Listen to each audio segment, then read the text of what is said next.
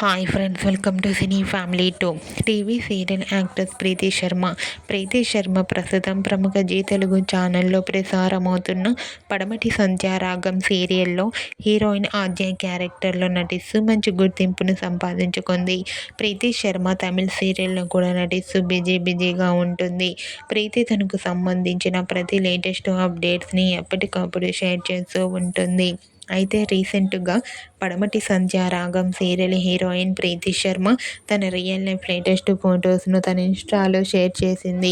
ఆ ఫొటోస్లో ప్రీతి శర్మ రియల్ లైఫ్లో చాలా మోడ్రన్గా, చాలా క్యూట్గా, ముద్దుగా కనిపించింది.